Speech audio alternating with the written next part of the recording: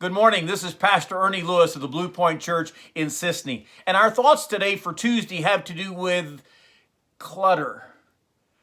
Have you ever noticed that sometimes in your life there's that place, maybe it's the garage where you stick everything you don't want in your house anymore, or that shed, or maybe it's that closet in your house that you've piled to the ceiling and you really don't even want to open the door, afraid that something might try to escape.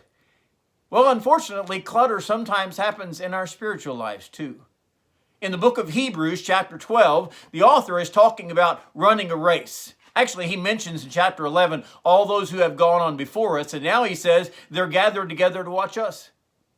Hebrews chapter 12 says, "Therefore we also, since we're surrounded by so great a cloud of witnesses, let us lay aside every weight and the sin which so easily ensnares us, and let's run with patience or endurance the race that is set before us, looking unto Jesus."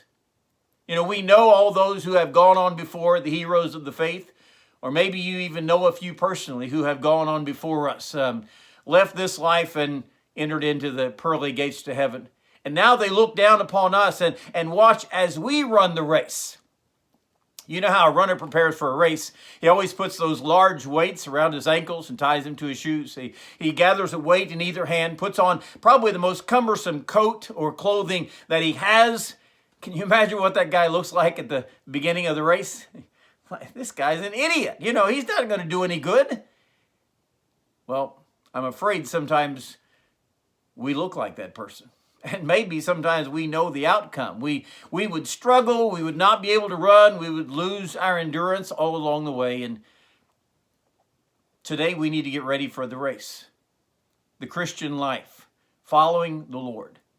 And the way to do that, first of all, is to lay aside those weights. Now, weights are just hindrances. Weights might be the things that are getting us bogged down. Maybe it's the things that we're watching on television, or maybe it's the thoughts that keep entering our mind, or maybe it's the little things that we're doing that are just time wasters.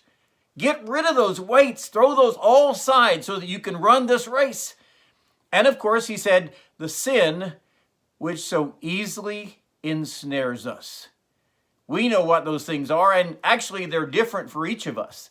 Things that tempt us the greatest, things that we struggle with to overcome. And I know you're thinking today, well, you know, I overlook the little things, but I don't know if God even has little things that we count sin or that he counts sin. Get rid of all those things, he said, so that we can run the race. Let's prepare our hearts today and prepare our lives so that we can get out there in the race and run with endurance. It is a long race.